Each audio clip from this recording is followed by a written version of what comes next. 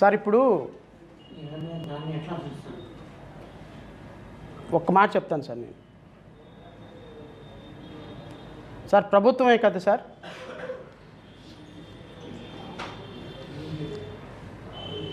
Sir మరి దీన్ని ఏమంటారు సార్?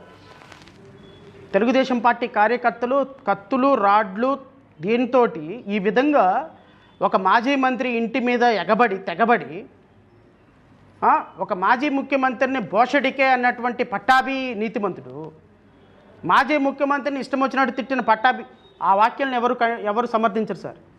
ఒకవేళ అంబటి రాంబాబు ఆవేశంలో మాట్లాడినా తప్పే, ఎందుకంటే విఘ్నత కలిగినటువంటి ఒక మాజీ మంత్రిగా ఆయన మీద ఒక దాడి చేస్తున్నప్పుడు నేను ఒక మాట చెప్తా.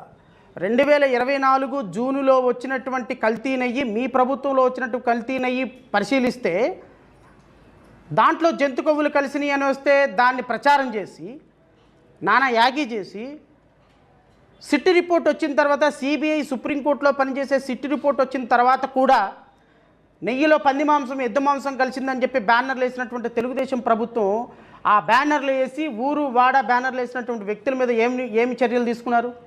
ఆ బ్యానర్ తీసేయడానికి ఒక పార్టీ నాయకుడు వెళ్తుంటే ఆయన మీద కత్తులతోటి దాడి చేస్తే ఆవేశంలో ఒక మాట మాట్లాడి ఉండొచ్చు, అలా మాట్లాడటం కూడా తప్పే, అది కూడా చెప్తున్నా. అయితే మీరు ఈ విధంగా చేస్తారా?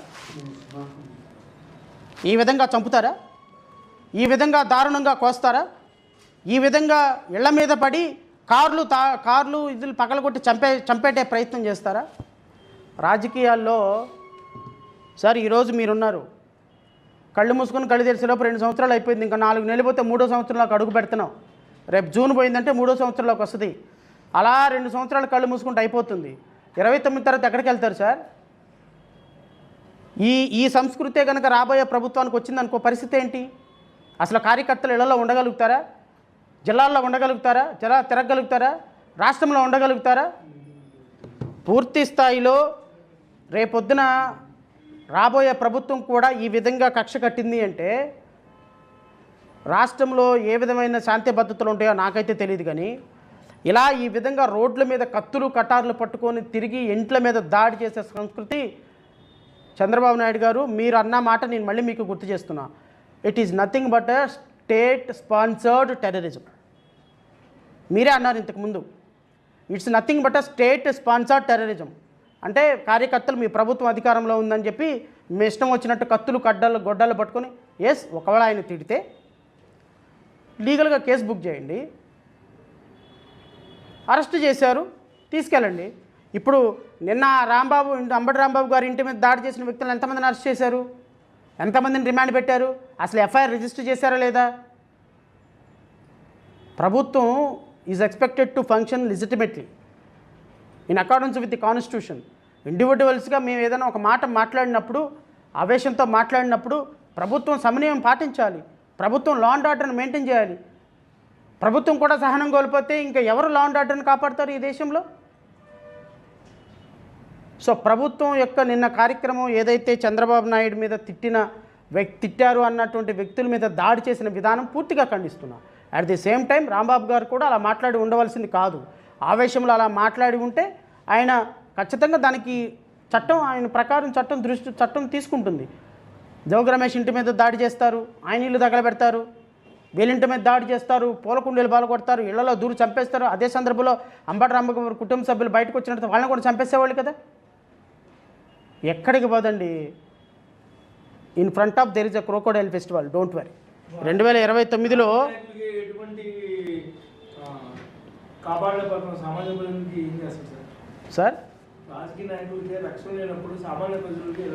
సార్ ఏం లేదు సార్, సామాన్య ప్రజలు లేదు, ఏం లేదు. రేపొద్దున ఈ ప్రభుత్వం ఇప్పుడు ఎలా తయారైంది అంటే ఈ ప్రభుత్వంలో పరిస్థితి ఇప్పుడు కార్యకర్తలు అంటే నాకు ఉన్న ఫీడ్బ్యాక్ ప్రకారం ఈవెన్ రేపొద్దున జగన్మోహన్ రెడ్డి మంత్రులు ఇప్పుడు ఇబ్బంది పడిన రాజకీయ నాయకులు ఎవరు వద్దన్న కార్యకర్తలు వదిలే పరిస్థితి లేదు. ఇంచ అంగుళం బాగా ఆవేశంలో దాన్ని ఏమంటారు, పిల్లిని ఒక రూమ్లో పెట్టి కొడితే ఎలా తయారవుతుందో కార్యకర్తలు అంత డిఫెన్స్ మోడ్లోకి వెళ్ళిపోయినారు. రేపొద్దున జగన్మోహన్ రెడ్డి కాదు కదా, మంత్రులు కాదు కదా, ఎవరు వద్దని చెప్పినా వినరు. ముఖ్యమంత్రిగా జగన్మోహన్ నేనని ప్రమాణ స్వీకారం రోజు ఒకవేళ అలాంటి రోజు వస్తే అలా ప్రమాణ స్వీకారం జరుగుతున్నప్పుడే వీళ్ళకి జరగాల్సిన బడిత పూజ జరుగుద్ది. ఎందుకు అంటే ఆ విధంగా కార్యకర్తలు డిఫెన్స్లోకి వెళ్ళిపోయారు. డిఫెన్స్లోకి వెళ్ళిపోయిన కార్యకర్తల్ని ఎవరు కంట్రోల్ చేయలేరు. ఇప్పుడు చంద్రబాబు నాయుడు, నారా లోకేష్, పవన్ కళ్యాణ్ ముఖ్యమంత్రి, మంత్రిగా, ఎమ్మెల్యే, ఉప ముఖ్యమంత్రిగా ఈరోజు వందల మంది వెళ్ళి కర్రలు పట్టుకొని, కాళ్ళు పట్టుకొని ఒక మంత్రి ఇంటి మీదకి వెళ్ళారు. ఒక్కళ్ళు ఖండించారా? ఒక కేసు బుక్ చేశారా? ఆ విధంగా బూతులు తిడుతున్న కార్యకర్తను మీరు అలా తిట్టకూడదని అన్నారా? నువ్వు పెట్టిన అట్టుకి అట్టున్నర పెడతారు. నువ్వు నేర్పిన విద్య కదా నీరజాక్షను. రేపొద్దున 2029 తర్వాత ఎవడు కంట్రోల్ చేసే పరిస్థితి ఉండదు. ఇక ఇది రాష్ట్రాన్ని ఆ దేవుడే కాపాడు. పోలీసులు ప్రేక్షకుల్లాగా నిలబట్టి ఉంటే పోలీసులకు ఉన్న ఆదేశాలండి అవి. రాంబాబు ఇంటి మీద దాడి చేస్తాం, మీరు మూసుకొని కూర్చోండి. మీడియా మీద దాడి చేస్తాం, మీరు మూసుకొని కూర్చోండి. మీరు ఎవరు మాట్లాడద్దు, జస్ట్ మీరు ప్రేక్షక పాత్ర వహించండి. These are the instructions the police and other people got. So ఇది ప్రభుత్వం అని, ఇది ఒక పరిపాలన అని, ఇది ఒక లెజిటిమేట్ గవర్నమెంట్ అని, ఒక హోమ్ మినిస్టర్ ఇక్కడ ఉన్నారు అని మనం భావించాల్సిన అవసరం లేదు. ఎందుకంటే ఈ రాష్ట్రం నడుస్తుంది ఎమోషన్స్ మీద, ఈ రాష్ట్రం నడుస్తుంది రాజకీయ నాయకుల యొక్క పీనల్ కోడ్ మీద, ఈ రాష్ట్రం నడుస్తుంది మంత్రుల యొక్క ప్రొసీజర్ కోడ్ మీద. మంత్రులు ఏం చెప్తే అదే ప్రొసీజరు, ఎమ్మెల్యేలు ఏం చెప్తే అదే పీనల్ కోడ్. పోలీసులు సిఆర్పిసి, ఐపీసీ పోలీసులు ఫాలో అవుతుంది ఇండియన్ పీనల్ కోడ్ కాదు, పోలీసులు ఫాలో అవుతుంది ఎమ్మెల్యేస్ పీనల్ కోడ్, పోలీసులు ఫాలో అవుతుంది మినిస్టర్ ప్రొసీజర్ కోడ్. సో పోలీసులు ఈ విధంగా ఫాలో అవుతున్న కారణంగా దీని కాన్సిక్వెన్సెస్ ఏమవుతాయి అనేది 2029లో చంద్రబాబు నాయుడు ఫేస్ చేస్తాడు, పవన్ కళ్యాణ్ ఫేస్ చేస్తాడు, నారా లోకేష్ ఫేస్ చేస్తాడు. ఎందుకంటే మా ఇల్లు ఎంత దూరం, మీ ఇల్లు అంతే దూరం. కళ్ళు మూసుకుని కళ్ళు తెరిచేలోపు 2 ఏళ్ళు అయిపోయినాయి. ఇంకో 2 ఏళ్ళు అయిపోతే 4 ఏళ్ళు అయిపోతే అదిగో ఎదుగుని ఎలక్షన్ మూడ్ వస్తుంది.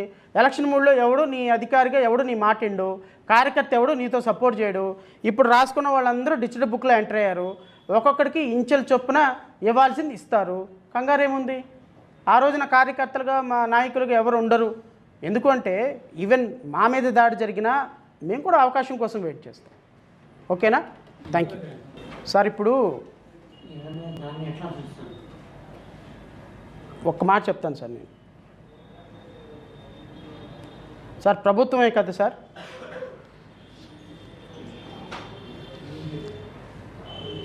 సార్ మరి దీన్ని ఏమంటారు సార్? తెలుగుదేశం పార్టీ కార్యకర్తలు కత్తులు, రాడ్లు, దీంతో ఈ విధంగా ఒక మాజీ మంత్రి ఇంటి మీద తెగబడి ఒక మాజీ ముఖ్యమంత్రిని భోషడికే అన్నటువంటి పట్టాభి నీతిమంతుడు, మాజీ ముఖ్యమంత్రిని ఇష్టం వచ్చినట్టు తిట్టిన పట్టాభి, ఆ వాక్యాలను ఎవరు సమర్థించరు సార్. ఒకవేళ అంబటి రాంబాబు ఆవేశంలో మాట్లాడినా తప్పే. ఎందుకంటే విఘ్నత కలిగినటువంటి ఒక మాజీ మంత్రిగా ఆయన మీద ఒక దాడి చేస్తున్నప్పుడు నేను ఒక మాట చెప్తా. 2024 జూనులో వచ్చినటువంటి కల్తీ నెయ్యి, మీ ప్రభుత్వంలో వచ్చినటువంటి కల్తీ నెయ్యి పరిశీలిస్తే దాంట్లో జంతు కొవ్వులు కలిసినాయి అని వస్తే దాన్ని ప్రచారం చేసి నానా యాగి చేసి సిట్ రిపోర్ట్ వచ్చిన తర్వాత, సిబిఐ సుప్రీంకోర్టులో పనిచేసే సిట్ రిపోర్ట్ వచ్చిన తర్వాత కూడా నెయ్యిలో పంది మాంసం, ఎద్దు మాంసం కలిసిందని చెప్పి బ్యానర్లు వేసినటువంటి తెలుగుదేశం ప్రభుత్వం, ఆ బ్యానర్లు వేసి ఊరు వాడ బ్యానర్లు వేసినటువంటి వ్యక్తుల మీద ఏమి చర్యలు తీసుకున్నారు? ఆ బ్యానర్ తీసేయడానికి ఒక పార్టీ నాయకుడు వెళ్తుంటే ఆయన మీద కత్తులతోటి దాడి చేస్తే ఆవేశంలో ఒక మాట మాట్లాడి ఉండొచ్చు. అలా మాట్లాడటం కూడా తప్పే, అది కూడా చెప్తున్నా. అయితే మీరు ఈ విధంగా చేస్తారా? ఈ విధంగా చంపుతారా? ఈ విధంగా దారుణంగా కోస్తారా? ఈ విధంగా ఇళ్ల మీద పడి కార్లు ఇదులు పగలగొట్టి చంపేటే ప్రయత్నం చేస్తారా? రాజకీయాల్లో సార్ ఈరోజు మీరున్నారు, కళ్ళు మూసుకొని కళ్ళు తెరిచేలోపు 2 సంవత్సరాలు అయిపోయింది. ఇంకా 4 నెలలు పోతే 3వ సంవత్సరంలోకి అడుగు పెడుతున్నాం. రేపు జూన్ పోయిందంటే 3వ సంవత్సరంలోకి వస్తుంది. అలా 2 సంవత్సరాలు కళ్ళు మూసుకుంటే అయిపోతుంది. 29 తర్వాత ఎక్కడికి వెళ్తారు సార్? ఈ సంస్కృతే కనుక రాబోయే ప్రభుత్వానికి వచ్చిందనుకో పరిస్థితి ఏంటి? అసలు కార్యకర్తలు ఇళ్లలో ఉండగలుగుతారా? జిల్లాల్లో ఉండగలుగుతారా? తిరగలుగుతారా? రాష్ట్రంలో ఉండగలుగుతారా? పూర్తి స్థాయిలో రేపొద్దున రాబోయే ప్రభుత్వం కూడా ఈ విధంగా కక్ష కట్టింది అంటే రాష్ట్రంలో ఏ విధమైన శాంతి భద్రతలు ఉంటాయో నాకైతే తెలియదు. కానీ ఇలా ఈ విధంగా రోడ్ల మీద కత్తులు కటార్లు పట్టుకొని తిరిగి ఇంట్ల మీద దాడి చేసే సంస్కృతి చంద్రబాబు నాయుడు గారు మీరు అన్న మాట నేను మళ్ళీ మీకు గుర్తు చేస్తున్నా. It is nothing but a state sponsored terrorism. మీరే అన్నారు ఇంతకుముందు, it's nothing but a state sponsored terrorism. అంటే కార్యకర్తలు మీ ప్రభుత్వం అధికారంలో ఉందని చెప్పి మీ ఇష్టం వచ్చినట్టు కత్తులు గొడ్డలు పట్టుకొని, ఒకవేళ ఆయన తిడితే లీగల్గా కేసు బుక్ చేయండి, అరెస్ట్ చేశారు, తీసుకెళ్ళండి. ఇప్పుడు నిన్న అంబటి రాంబాబు గారి ఇంటి మీద దాడి చేసిన వ్యక్తులను ఎంతమందిని అరెస్ట్ చేశారు, ఎంతమందిని రిమాండ్ పెట్టారు, అసలు ఎఫ్ఐఆర్ రిజిస్టర్ చేశారా లేదా? ప్రభుత్వం is expected to function legitimately in accordance with the constitution. ఇండివిజువల్స్గా మేము ఏదైనా ఒక మాట మాట్లాడినప్పుడు, ఆవేశంతో మాట్లాడినప్పుడు ప్రభుత్వం సమన్వయం పాటించాలి, ప్రభుత్వం లా అండ్ ఆర్డర్ని మెయింటైన్ చేయాలి. ప్రభుత్వం కూడా సహనం కోల్పోతే ఇంకా ఎవరు లా అండ్ ఆర్డర్ని కాపాడతారు ఈ దేశంలో? సో ప్రభుత్వం యొక్క నిన్న కార్యక్రమం ఏదైతే చంద్రబాబు నాయుడు మీద తిట్టారు అన్నటువంటి వ్యక్తుల మీద దాడి చేసిన విధానం పూర్తిగా ఖండిస్తున్నా. At the same time Rambabu గారు కూడా అలా మాట్లాడి ఉండవలసింది కాదు. ఆవేశంలో అలా మాట్లాడి ఉంటే ఆయన ఖచ్చితంగా దానికి ఆయన ప్రకారం చట్టం తీసుకుంటుంది. జోగి రమేష్ ఇంటి మీద దాడి చేస్తారు, ఆయన ఇల్లు తగలబెడతారు, వీళ్ళింటి మీద దాడి చేస్తారు, పూలకుండీలు పాల్గొడతారు, ఇళ్లలో దూరు చంపేస్తారు. అదే సందర్భంలో అంబటి రాంబాబు కుటుంబ సభ్యులు బయటకు వచ్చినట్టు వాళ్ళని కూడా చంపేసేవాళ్ళు కదా. ఎక్కడికి పోదండి, in front of there is a crocodile festival, don't worry. 2029లో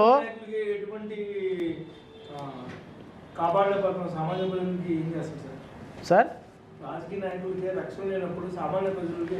సార్ ఏం లేదు సార్, సామాన్య ప్రజలు లేదు, ఏం లేదు. రేపొద్దున ఈ ప్రభుత్వం ఇప్పుడు ఎలా తయారైంది అంటే, ఈ ప్రభుత్వంలో పరిస్థితి ఇప్పుడు కార్యకర్తలు అంటే నాకు ఉన్న ఫీడ్బ్యాక్ ప్రకారం ఈవెన్ రేపొద్దున జగన్మోహన్ రెడ్డి మంత్రులు ఇప్పుడు ఇబ్బంది పడిన రాజకీయ నాయకులు ఎవరు వద్దన్న కార్యకర్తలు వదిలే పరిస్థితి లేదు.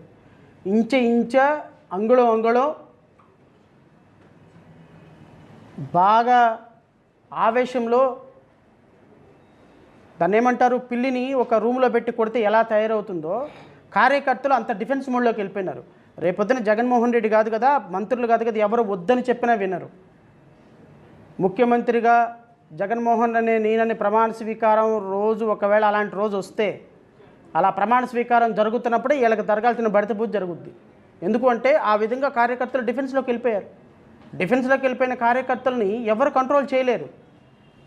ఇప్పుడు చంద్రబాబు నాయుడు, నారా లోకేష్, పవన్ కళ్యాణ్ ముఖ్యమంత్రి, మంత్రిగా, ఎమ్మెల్యే, ఉప ముఖ్యమంత్రిగా ఈరోజు 100 మంది వెళ్ళి కర్రలు పట్టుకొని కాళ్ళు పట్టుకొని ఒక మంత్రి ఇంటి మీదకి వెళ్ళారు. ఒక్కళ్ళు ఖండించారా? ఒక కేసు బుక్ చేశారా? ఆ విధంగా బూతులు తిడుతున్న కార్యకర్తలు మీరు అలా తిట్టకూడదని అన్నారా? నువ్వు పెట్టిన అట్టుకి అట్టున్నర పెడతారు. నువ్వు నేర్పిన విద్య కదా నీరజాక్షణ. రేపొద్దున 2029 తర్వాత ఎవడు కంట్రోల్ చేసే పరిస్థితి ఉండదు. ఇక ఇది రాష్ట్రాన్ని ఆ దేవుడే కాపాడు. పోలీసులు ప్రేక్షకుల్లాగా నిలబట్టు ఉంటే పోలీసులకు ఉన్న ఆదేశాలండి అవి. రాంబాబు ఇంటి మీద దాడి చేస్తాం, మీరు మూసుకొని కూర్చోండి. మీడియా మీద దాడి చేస్తాం, మీరు మూసుకొని కూర్చోండి, మీరు ఎవరు మాట్లాడద్దు, జస్ట్ మీరు ప్రేక్షక పాత్ర వహించండి.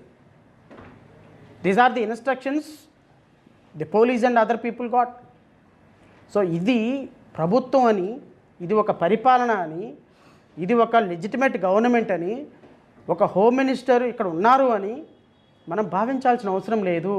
ఎందుకంటే ఈ రాష్ట్రం నడుస్తుంది ఎమోషన్స్ మీద, ఈ రాష్ట్రం నడుస్తుంది రాజకీయ నాయకుల యొక్క పీనల్ కోడ్ మీద, ఈ రాష్ట్రం నడుస్తుంది మంత్రుల యొక్క ప్రొసీజర్ కోడ్ మీద. మంత్రులు ఏం చెప్తే అదే ప్రొసీజరు, ఎమ్మెల్యేలు ఏం చెప్తే అదే పీనల్ కోడ్.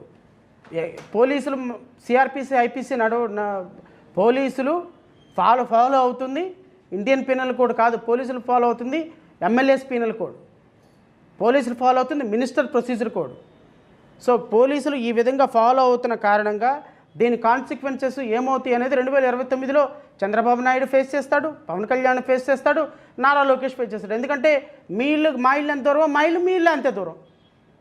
కళ్ళు మూసుకుని కళ్ళు తెరిచేలోపు 2 ఏళ్ళు అయిపోయినాయి, ఇంకో 2 ఏళ్ళు అయిపోతే 4 ఏళ్ళు అయిపోతే అదిగో ఎదుగున ఎలక్షన్ మూడ్ వస్తుంది. ఎలక్షన్ మూడ్లో ఎవడు నీ అధికారిగా ఎవడు నీ మాటిండు, కార్యకర్త ఎవడు నీతో సపోర్ట్ చేయడు.